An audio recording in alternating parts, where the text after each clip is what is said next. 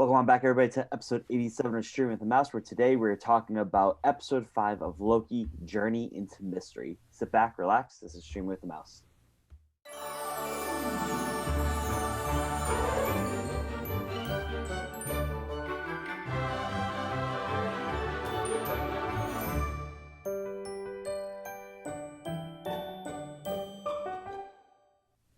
Welcome on back, everybody, to Streaming with the Mouse. Today we're talking about episode 5 of just the most wonderful show I think I've ever watched on Disney Plus. I know I've ever watched Loki.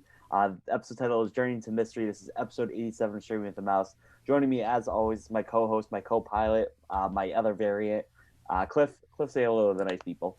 Hello, everyone, and for people that didn't have him introduce himself, he is Cam. Oh yeah, I'm Cam. Sorry, I forgot about that part. Variant Cam over here. Variant But Cam. Cliff, I how know are you, that buddy? the TVA is coming in your door because you didn't answer, you didn't introduce yourself correctly. I am good. What an episode!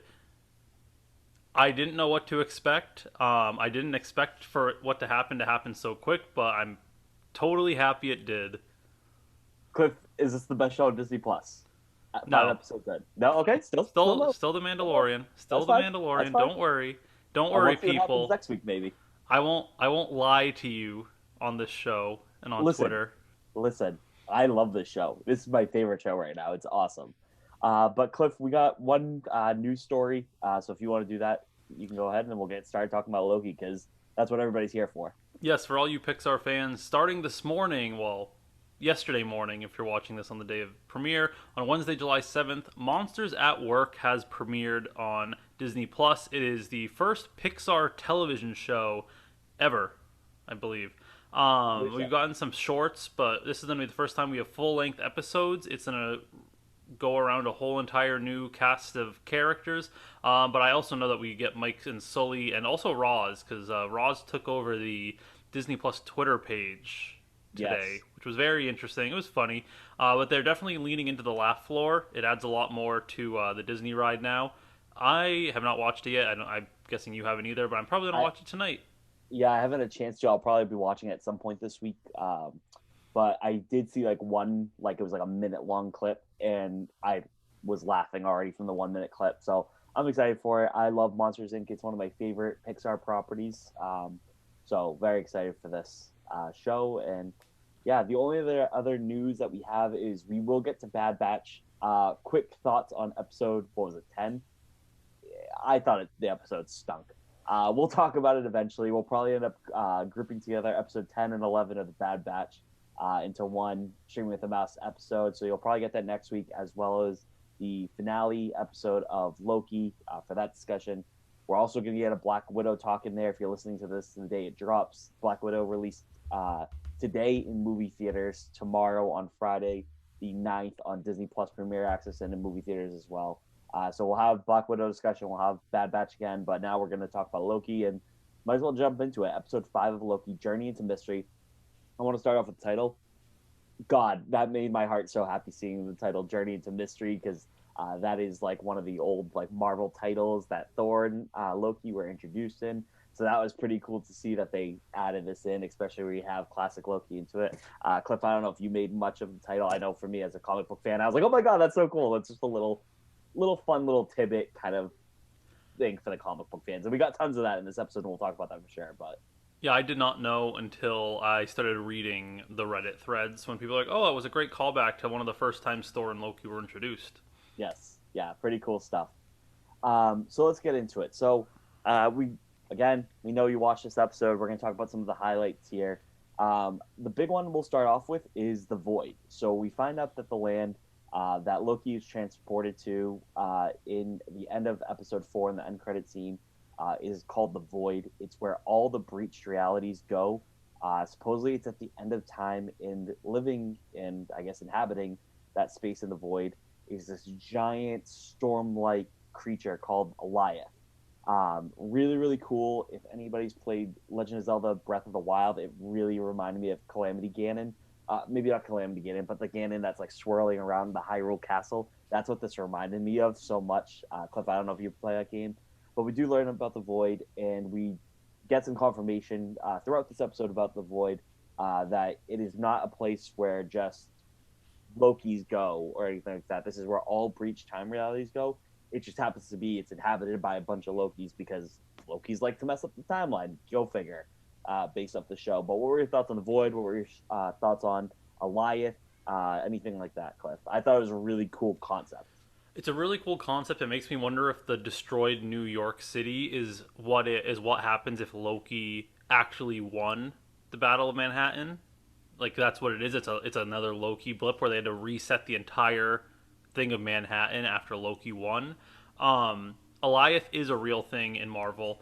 For people that don't know, just a quick thing. I was reading the wiki earlier. In the comics, Kang the Conqueror enchants him or does something to Eliath, so Eliath can't destroy his home. And then accidentally, when Kang dies, Ravonna releases Eliath. So there's a lot of tie-ins to who this evil being is connected to.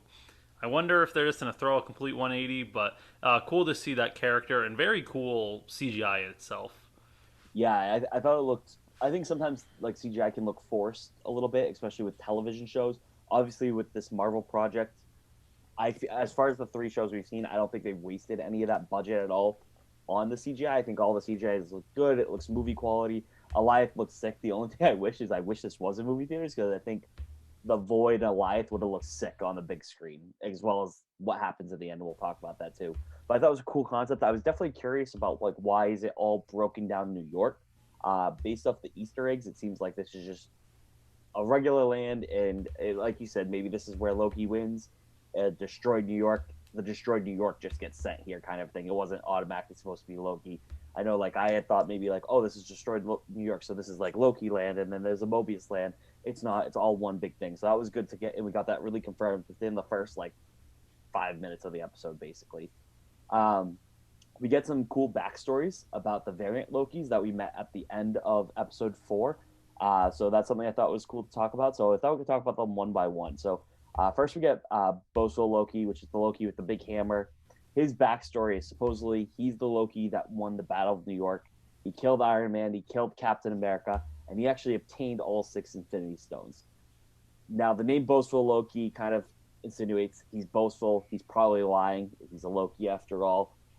So, classic Loki and Kid Loki, they kind of dismiss that. Like, no, he's full of doo doo. Like, that's not what happened.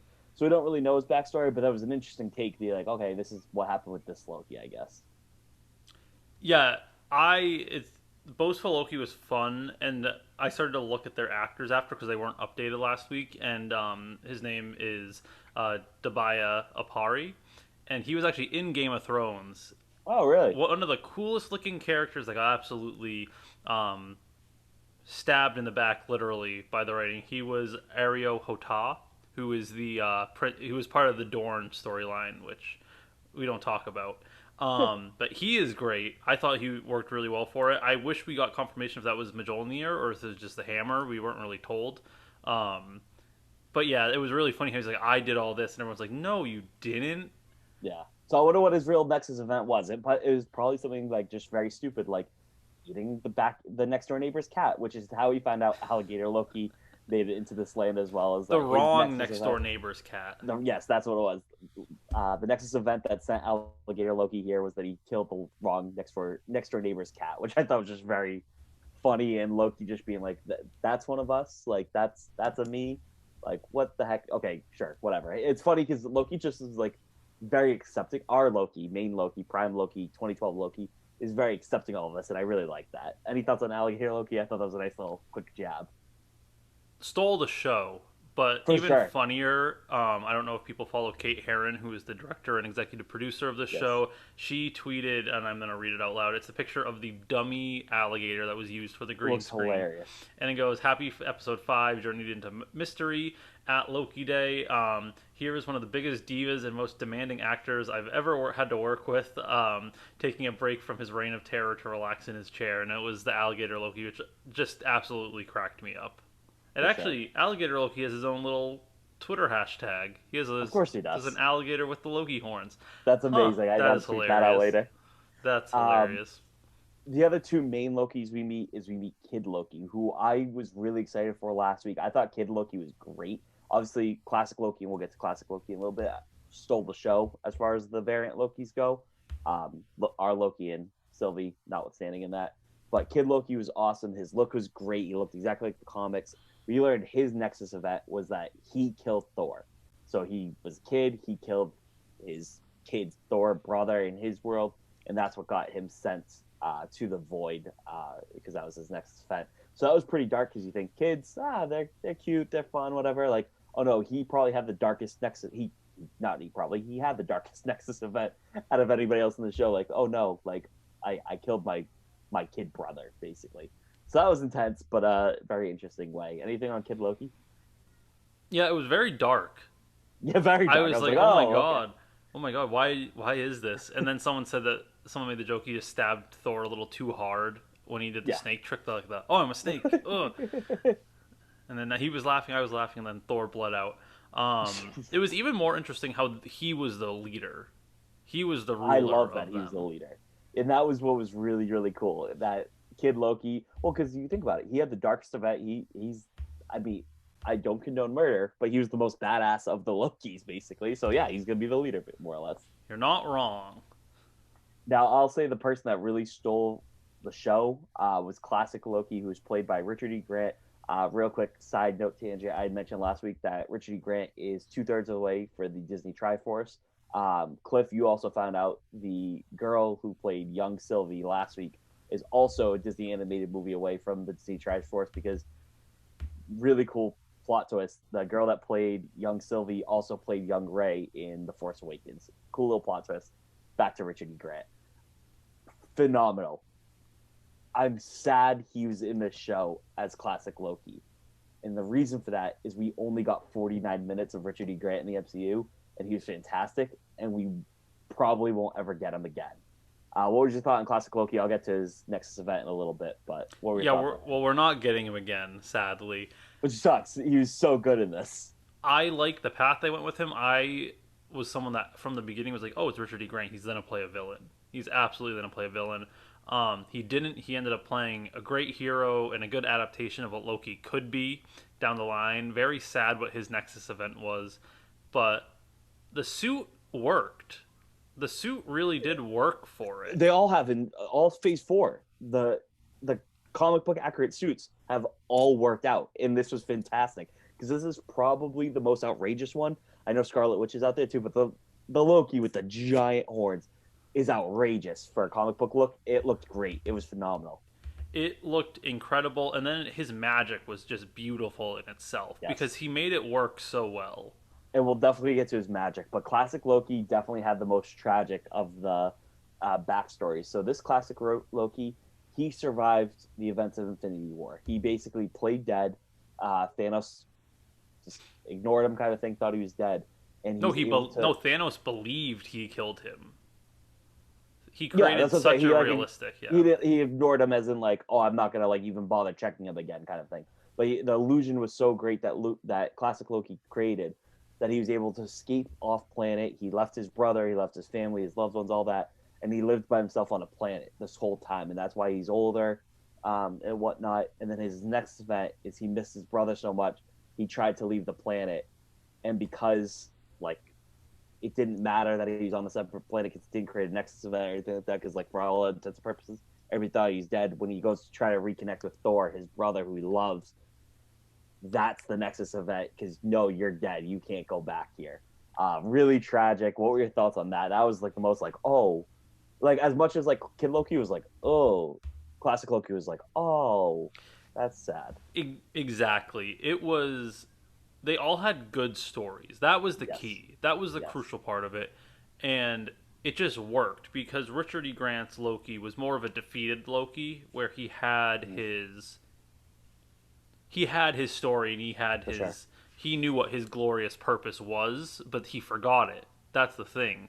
And we know that in the end he does find it again, which is Yes, great.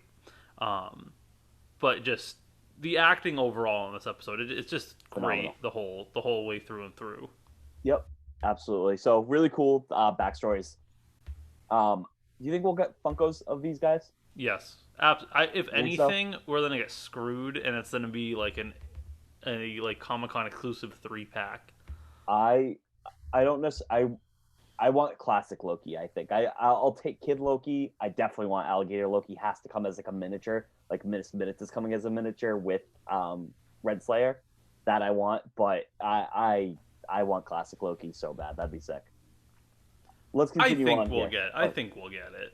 I think so too, because there's only two Funkos. Well, there's four now. There was originally only two. It was Loki in his TVA outfit and Mobius. Now there's a Sylvie and there's a glow in the dark Sylvie. So I gotta think they've got to make more. But And we'll there's see. a Oh, and there's a Ravonna. Renslayer with the Miss Minutes. I just said Yes. that. Yeah. So we'll see. I'm wondering if they're gonna get any like Hunter B-15 would be cool to get maybe too. I don't necessarily want it, but I'm sure they'll make it or something like that for collectors. Um, Another big thing, Renslayer knew nothing, so we were very wrong on that. I was at least you're more on the King train right You now, but think that girl, that woman I was thought stalling? I thought she was in cahoots with Kang. Now She I think I do believe her that she doesn't know what's going on. no. Oh, they also do have a Hunter B-15. Okay, cool. She absolutely knows. No, I don't think Oh she my got. god, she was I don't think she stalling. knows a little bit. She because every time, um, Sylvie was pressing her, she slowly let out more and more. And the thing is, Miss Minute was like stalling for her too. Miss Minute is Oh, in Miss on it. Minute's evil. Miss Minute is Miss in on Minute it knows what's too. going on. And Ravonna is also because Ravonna still did tell Mobius like, oh, we have like there are so many things, and they also talked about it in the. They kind of dropped a hint for it in the previously on Loki, where we know she has another client. She has someone that knows more, and on top of that, she tells what's his name? She tells Owen Wilson's character, Mobius. Mobius, oh, like relationships between people like you and I don't exist. Like this is very uncommon, which she keeps laying the groundwork that she is someone. And she was and it's just something that's so interesting that I'm like she keeps like letting on more and more that she knows but is playing dumb. But see, here's the thing: when she leaves Hunter B-15's cell in the whatever they call it, the time auditorium, time arena, whatever the heck they call it, she asks Miss Minutes like, "I need information on the beginning of time." She definitely knows more, but I think she still doesn't know fully. She's like, I think she's so indoctrinated to the TVA that she's like, fine, yeah, all of us are variants. I like she got that information, but she still doesn't know actually. I don't know how the beginning of time was, and that's why I think I agreed with you. I thought she was like, no, she's just BSing Sylvie. She tries to backstop Sylvie when she's trying to play her up to get pruned later, and we'll talk about Sylvie getting pruned in a little bit. Um, but the way she asks Miss Minutes, like after, like, no, I still need the information from like how the beginning of time started. That's where I was like, oh, she's bad, but or she doesn't know. But I think Miss Minutes is in cahoots with the bad guy at the end of the show, like But for sure, because Miss Minutes is all in for the stalling tactic that Renslayer was trying to use. but the fact that she knew where pruned things go. As I said, she knows a lot, but she doesn't know the tip top of the iceberg. I don't think. But also, Tara Strong did tell people that don't be too surprised about Miss Minute. Uh, and then the other thing is that Gugu, who plays Ravonna, told people like this is a very big show that's based around backstabbing and all these things, and there's like a lot of like people stabbing each other in the back, going over each other, lying, manipulating, and I'm like, like Ravonna is the perfect person for that because she knows. I just think if anything, she just doesn't know how to get to. I'm gonna say Kang, but wherever Kang is, I just think she doesn't know what exists past that, but no Sure. one does other than Kang, and now, well, other than Sylvie figuring it out. And it's about that. I I mean, think if she Kang is knows in the more. show, maybe she's gonna try to backstab Kang because maybe Kang isn't giving her some information. I don't want to get too much into Kang because then I think we get into like Yeah, well, too Mephisto much. zone kind of a thing Yeah.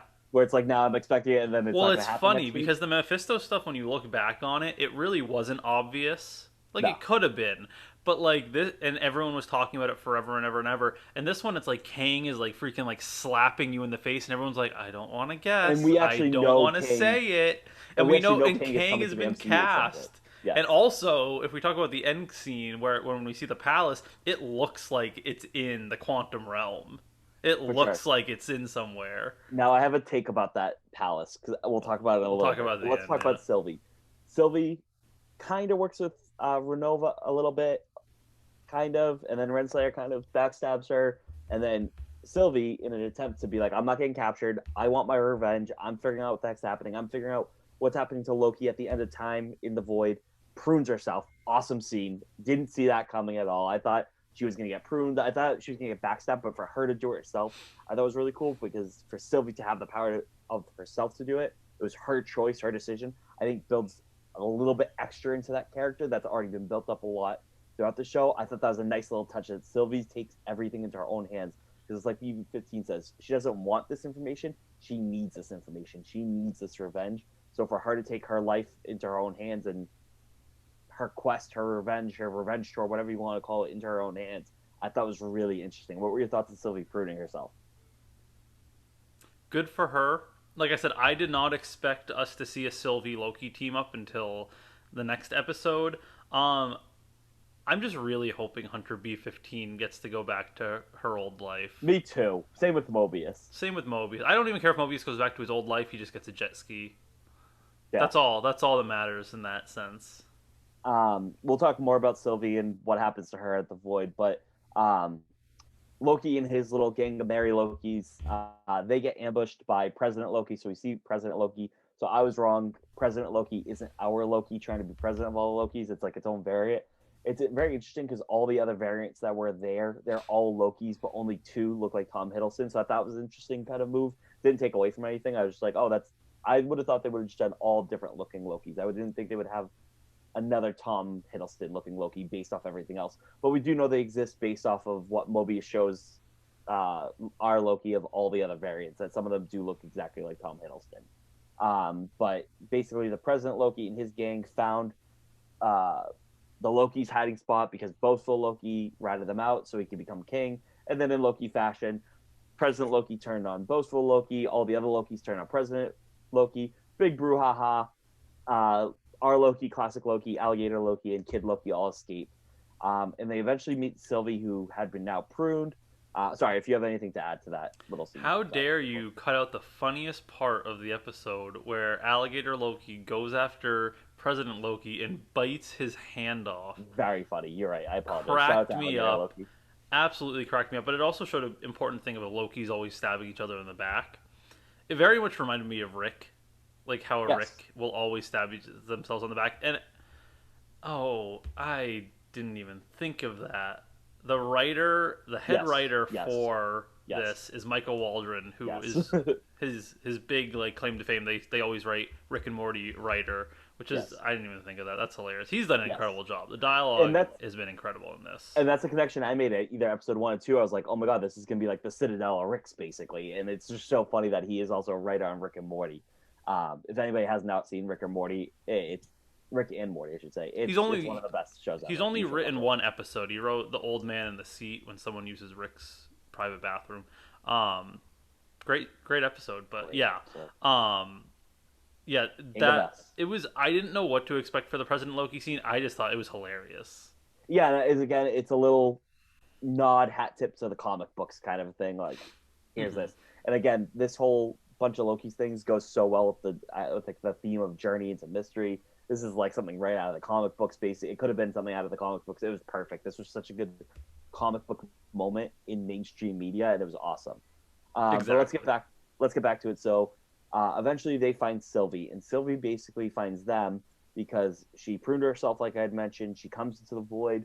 She actually sees Eliath, and she actually is able to see a quick little vision, a little glimpse through her enchantress powers that she sees this castle. It goes away really quickly. She's able to escape thanks to Mobius, who is driving a pizza car that got here. They have a nice conversation. They basically make amends too, because Mobius owns up to the fact, like, yeah, I shouldn't have been hunting you down. I just all in on this kind of, this is what my life was kind of thing. So they make up with that. They meet up with our Lokis. Our Loki is like, yeah, I'm gonna kill it, and Sylvie's like, that's just so dumb. I'm gonna enchant this thing, and this is how we're gonna figure out what's happening here. So they decide that they're gonna do that plan, and that plan works, and we'll get to that in a little bit.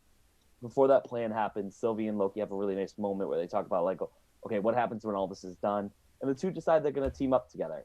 So I am really, really, really hoping that neither of them dies in this next episode. We know Loki will be back for Doctor Strange. We don't know officially if Sylvie is back for Doctor Strange and Multiverse of Madness. I hope she is, so that way they can both experience that movie together, because Sylvie definitely is a character that definitely deserves to be on the big screen in a movie, not just Disney Plus. But what was your thought about that little nice scene there? Yes. They absolutely, Sophia DiMartino has absolutely earned the right to not just be a one-off Sylvie, but also technically there's infinite Sylvies. There is, You can just yeah. you can just take a different one. Uh, But I want this. I want our Sylvie. exactly, just like we want this Loki who has changed. The fact that he didn't jump Yes. into the battle was something.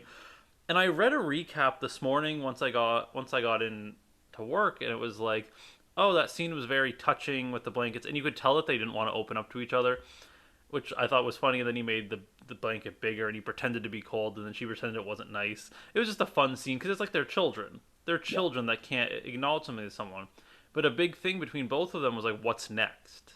Right. Like in a Loki's mind, they're always gonna win. A Right. Loki, no matter what, is gonna go bullheaded into a mission and think I am winning this. There is no other Because they're option. survivors. Exactly.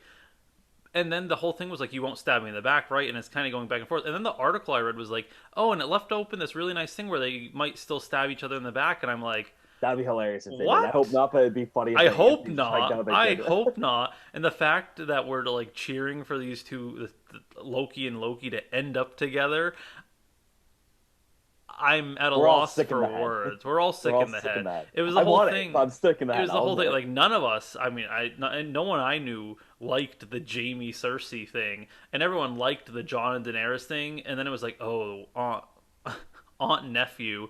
Yeah. Um, it's just even this just takes it to a whole nother level because it's the same person, and they distinctly go even more into that towards the end of the episode. I want to give a shout out to My Mom's Basement, which is a Barstool podcast that deals with this. They have a very good conversation, a very adult conversation that I'm not going to have right now with you in case any kids are listening in the car if you're listening to I this. already know what the question is. I've They have a never. conversation of what does this count as? I have an answer. We'll talk about it offline. But go listen to it because they have a really fun discussion about that. I think it's in their episode 3 recap of the show. It's very, very funny, but we won't have that conversation here. Let's talk about their plan. Let's see if it works. So their idea is, like I said, Sylvie wants to enchant this thing, see what the heck is happening, to see if it can be destroyed or get more information or anything like that. They wait for a branching timeline event to happen because hopefully that will alert Eliath, because Eliath is going to go after something big, not something tiny like a little Loki. And they hope that while that's happening, they can work that out. It doesn't work. The plan goes awry. Loki decides, I'm going to go sacrifice myself. I should say also, Mobius went back to the TVA to burn it down, which is a little callback to Loki saying he's going to burn the TVA down. I thought that was nice. But Loki's like, screw this, I'm going to try to cause a distraction. Sylvie, you save the day kind of thing. But luckily, classic Loki, again, stole the show. He actually makes a bigger diversion by using all of his magic to create a fake Asgard, an illusion of an Asgard. And we know that his illusion was so good with Thanos to make him appear dead that this fake Asgard, this illusion of Asgard he creates to distract Eliath, is so real that Eliath tries to go attack it. And that gives our Loki and Sylvie the chance to confront Eliath from behind, basically. And Sylvie convinces Loki, like, listen, you got this power too. And Loki's like, no, no, no, I don't. And Loki finds that he has this magic too. We've always known that he can do illusions, things like that. But now he has this actual green enchantress kind of magic, just like Sylvie does. The two lock hands and they're able to destroy Eliath through this enchanted power. And this portal opens up to what we can assume is probably the end of time, but something past the end of time. I don't really know, of the castle that Sylvie saw at the end. I don't want to talk about the castle just yet, but what were your thoughts on this scene? Because it was one of the most visually stunning things. I would say it's this and probably the fight between Wanda and Agatha were the most visually stunning things that MCU Disney Plus has done so far. With this taking the cake, I think. I'd say yeah. This beats Wanda v Agatha by miles. because you saw all of Asgard, and it was something that Yes, was just so interesting and so beautiful. And Richard E. Grant did a great job acting it out. Like you could tell, it the seemed like he strain. was doing, yeah, the strain and the power he had. What do you think his glorious purpose was, though? I think to Do you think it was be a saving? hero at the end of the day because That's he what, didn't. yeah. Yeah, He sorry, God. saved his friends. That was Yes, what was important to him. That Loki's glorious purpose was friendship. because even though Loki had kind of changed after the events of Thor Ragnarok, in the end, when he faked his death, that was kind of a cowardice move, and he did want to make it right by reconnecting with Thor, but then obviously that got taken away from him by the TVA because that would have caused a Nexus event. So I think that was his nice thing is like I'm going to sacrifice himself, and he does sacrifice himself for the greater good and for his friends. That even though they've only been know each other for this little bit of time, I thought that was a really powerful scene. And like you said, Asgard, it's obviously Asgard. We've seen it plenty of times in the MCU. It's one thing to do it like CGI wise, but to have it be built with that green magic, the purplish clouds of Goliath coming in and attack, it was beautiful, it was stunning. It was, and it's interesting to think of like glorious purpose. Like, what is every Loki's glorious purpose? Right. And you can go through one by one, and you could tell that classic Loki, his glorious purpose was friendship and family. Kid Loki's is being the ruler of the void of I forget what it's called. And at the moment, we know Sylvie's is defeating whoever comes past this time. Like Getting her revenge. whatever. Yeah, getting her revenge is her glorious purpose for now. But you can reach a glorious purpose.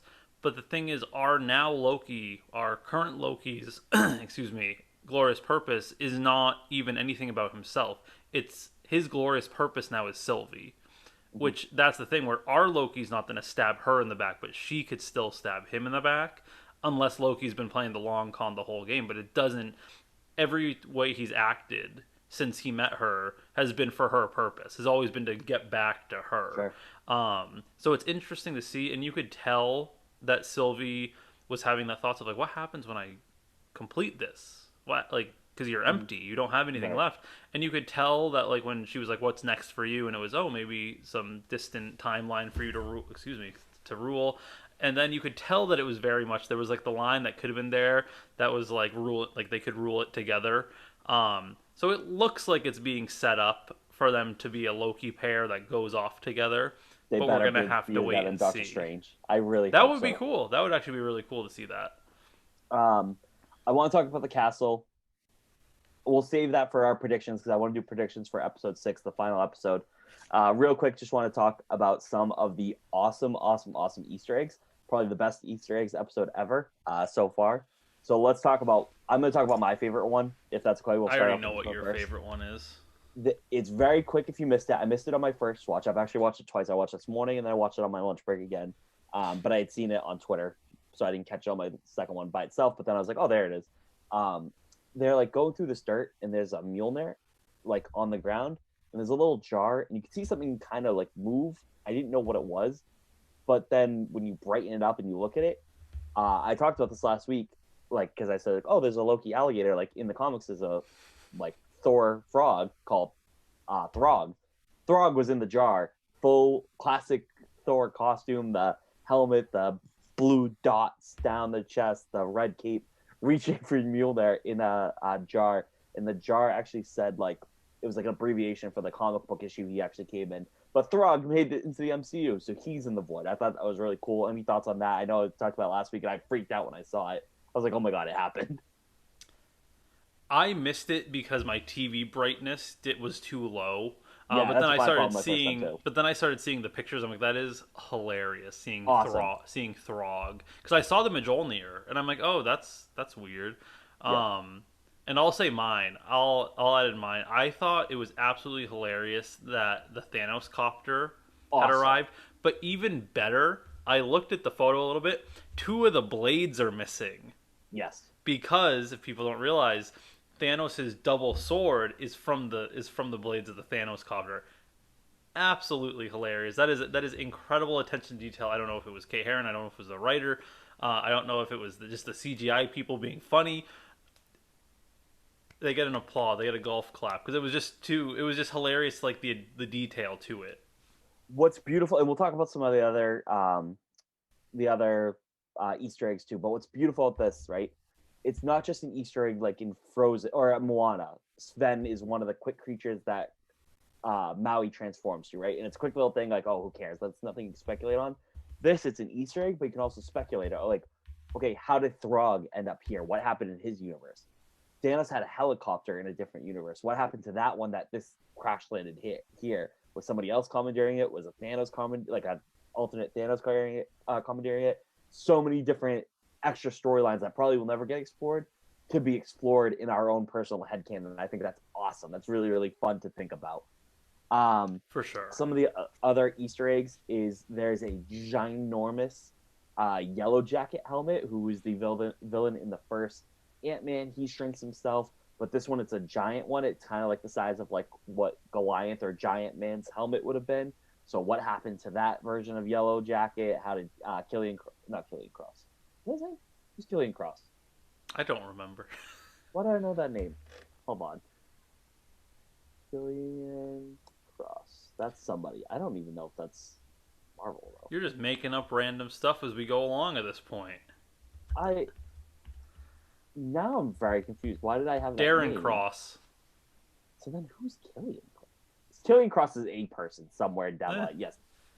Okay, whatever. I'm over it. Yes, Darren Cross. Whatever. I got Cross in there somewhere. Somebody's gonna be like, Killian Cross is from like DC or something like that. I'm like, okay, whatever.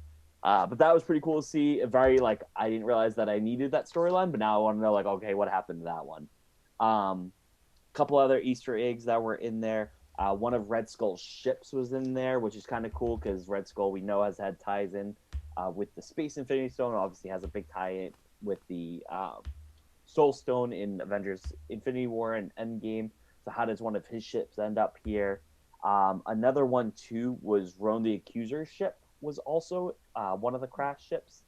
And then something else, which I think is pretty interesting. It's not something I'm familiar with. I don't even know how to pronounce the name, but there's like the debris of a building that, according to people online, says it looks like a building that Kang used to like reside in. Kang the Conqueror resided in back in the day.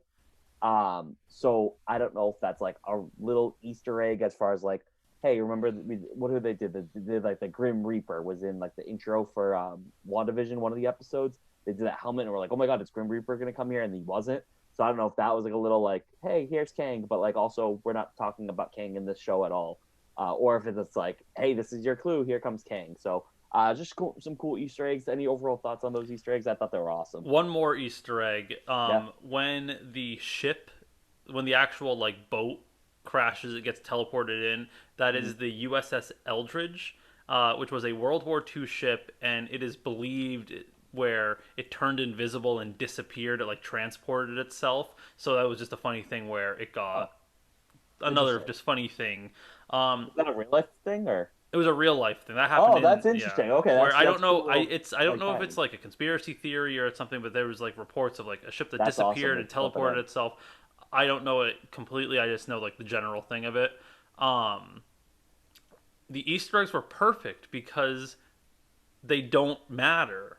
It's great for fans, but in the overall timeline, it doesn't matter. That's what's so great about it. It's literally just for discussions like this where they can matter to fans, but like I said, it's not a one-off. Like, cool, there's a little like Dumbo snowman that Elsa created that doesn't matter. Like, this is stuff that fans can speculate, have these fun conversations around the dinner table at a bar or whatever. That sounds so nerdy to talk about nerd stuff at a bar instead of like a sporting event, but great. That's what we're here for. That's what this whole podcast is about. But just some really cool things. Let's talk real quick. Let's talk predictions for next week. The castle at the end. Who's at that castle? Cliff, I bet I know your answer. I'm going to take a 180 just to be different to see if I'm right. Just a shot in the dark. Who's at the castle? I'm going to say Kang the Conqueror. I think, it makes too much sense. I think I was Team Mephisto. I forget. But this time the signs have been very much something. So I'm hoping it is. I'd love to see Jonathan Majors make an early appearance in Marvel. I think it'd be excellent. All I know is that they have had secret people on set, so it's someone. It's someone big. That's all we know. And it would make sense because, like, I mean, Ant-Man and the Wasp, Quantumania isn't even coming out until like 2023 or something like that. They haven't even started filming it yet. So like, it would make sense they cast him so early because he was going to be in the show. I agree. I think it's going to be King the Conqueror. I'm going to freak out, but just as a shot in the dark, just in case I'm right, I'm going to sound like a genius. One Mr. Dr. Victor Von Doom is at that castle. I don't know why that castle had big, like, Latveria vibes to me, and I was like, I know it's not Doctor Doom, but maybe it is, and I'm just going to call it that because it did look very Quantum Realm like, and there's been rumors that the Fantastic Four might be stuck in the Quantum Realm, and that's how they get brought into the MCU. We don't really know. I'm just going to take a shot at the dark. Victor Von Doom is at the end of the castle. That'd be pretty cool. Next prediction. Does Sylvie live at the end of the next episode? Yes. I agree. Does Loki variant live at the end of this episode? Also, yes. That one's, yeah. I think we're going to get our first real happy ending, and I'm going to put in air quotes happy. It's going to be happy for most people. I don't know exactly what the bad twist is going to be. It might be that they get pulled away from each other. There's going to be some like little heartbreak. There has been rumors of season 2, so we're going to have to wait and see. What's nice about the show is you could just call it Loki and just follow a different Loki. That's and true also. That's what's beautiful about the show is they could actually do that. Mobius, dead or alive? Oh, I'm just going to go. I'm feeling happy today. I'm going to say alive. I'm going to say dead. Mobius dead. It's going to be sad, but he's dead. Missed minutes. Impartial, good, or evil? Evil. Absolutely evil. Absolutely. But the other big one I will make. Do you have any others? I have one more. Okay, let's hear it. And then I have one if Appearances it's not this one. from current MCU cast. So a person who's been, so like let's say like War Machine was in Falcon Winter Soldier. He was currently in Avengers stuff, and then he came into Falcon Winter Soldier. Any predictions? Yes, and then if you yes, who? I'm gonna say to the actual episode, no. I'm gonna say there's gonna be an end credit scene. I'm with you. With Doctor Strange. This is gonna be I'm our on the same boat. Yes, because Loki was filmed in England. Yes. So that I think it was. If I'm like 90% sure Loki was filmed in England, which that's where they're filming Doctor Strange, and there have been rumors that that Tom Hiddleston was on the Doctor Strange set. We'll wait and see, but that is my bet. That is my guess. I agree. I think end credit scene we get Doctor Strange. I also think we get end credit scene. If we get introduced to Kang, I think it's going to be kind of like Thanos was in Avengers. I know we kind of see him a little bit, but like you know how like he took it was like that gross like grimace purple Thanos we saw in like the first Avengers at the end credit scene. I think if we do get King the Conqueror, it's gonna be like that. So I think we get Kang, which I know is not related to this, but I think if we do get a current MCU character, end credit scene, Doctor Strange somehow, some way. And what was your other prediction you wanted to talk about? All right, and mine: Ravonna Renslayer, dead or alive? DEAD, dead. Done. It's very similar, sadly, to the way they did. What's her name? In Captain Marvel. Monica? No. I mean, kind of. Minerva. Really cool comic character, not gonna translate to the MCU, sadly. Sure. That's how I see it. She's been great, but I think she's gonna not end up. I don't think I could picture Kang, but if it's Kang, I could picture whoever the big bad is next week betraying her and killing her. I can't believe we have to wait a week for this still. How sad. Do you have any more predictions? I got one more. No more for me. Sacred timeline or branch timelines going forward? I feel like we have to have a branch timeline. I would agree. We need to have a multiverse that's in madness. I agree. I think we're gonna get this multiverse of madness in this, and I'm so excited. We have to wait one more week for this, but I can't wait. Luckily, we have Black Widow hold me over tomorrow night when I go see it on premiere night. But very excited. But Cliff, any final thoughts on today's episode? It was awesome. Episode 4, I think it's still my favorite, but this was awesome, right up there. I think this is gonna be a great episode when you can watch 5 and 6 together. I was saying this to my coworkers today. I cannot wait for my next sick day, and I'm just gonna watch all 6 episodes back to back because that'll take up my whole day, and I can't wait for it. Perfect. Cliff, Where can they tell you your predictions are right? Where can they tell you your predictions are wrong? Where can they tell you you're smart? Where can they tell you you're a dummy? Oh, you can do that at CP Robinson 81. But if you want to tell me I'm a dummy, that is specifically for my account at Cam Ramos 95. And that's where you can find me on Twitter.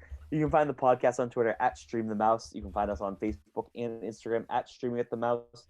Find us on our website, cprob.com/Stream the Mouse. And you can find us on Apple Podcasts, Google Podcasts, Spotify, and iHeartRadio, as well as our YouTube channel. Just search for Stream the Mouse, or Streaming with the Mouse, Disney Plus. And you should be able to pop it up there. Like, review, subscribe, rate, all those fun things help us get seen. Follow us on social media. Let's continue this conversation offline. We love talking about this stuff. It is our glorious purpose to be talking to you about Loki, and we're happy to do it. But from Cam Ramos, no, I messed it up again. From Cliff Robinson, I'm Cam Ramos. Have a wonderful day, everybody. We'll see you on the other side of Loki, episode 6, the season finale. Bye, guys.